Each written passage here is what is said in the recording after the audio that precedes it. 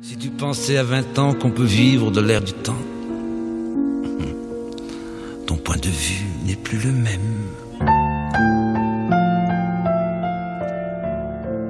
Je ne puis vivre personnellement sans mon art. Mais je n'ai jamais placé cet art au-dessus de tout. S'il m'est nécessaire, au contraire, c'est qu'il ne se sépare de personne et me permet de vivre, tel que je suis, au niveau de tous. L'art n'est pas à mes yeux une réjouissance solitaire.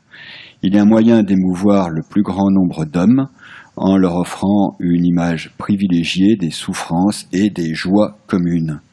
Il oblige donc l'artiste à ne pas s'isoler. Il le soumet à la vérité la plus humble et la plus universelle.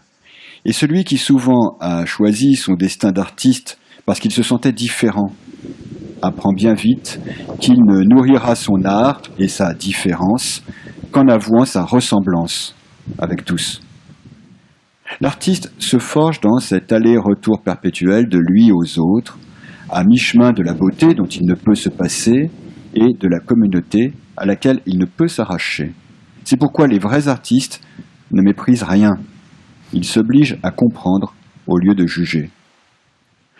Le rôle de l'écrivain, du même coup, ne se sépare pas de devoirs difficiles. Par définition, il ne peut se mettre aujourd'hui au service de ceux qui font l'histoire.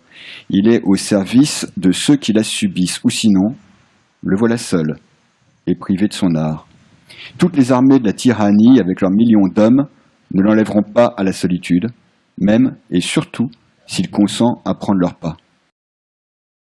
Dans toutes les circonstances de sa vie, obscure ou provisoirement célèbre, jeté dans les fers de la tyrannie ou libre pour un temps de s'exprimer, l'écrivain peut retrouver le sentiment d'une communauté vivante qui le justifiera, à la seule condition qu'il accepte autant qu'il peut les deux charges qui font la grandeur de son métier, le service de la vérité et celui de la liberté.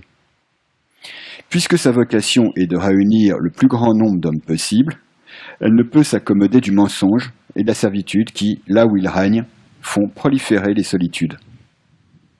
Quelles que soient nos infirmités personnelles, la noblesse de notre métier s'enracinera toujours dans deux engagements difficiles à maintenir.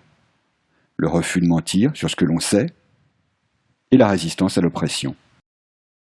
Discours de Suède, Albert Camus, 1957.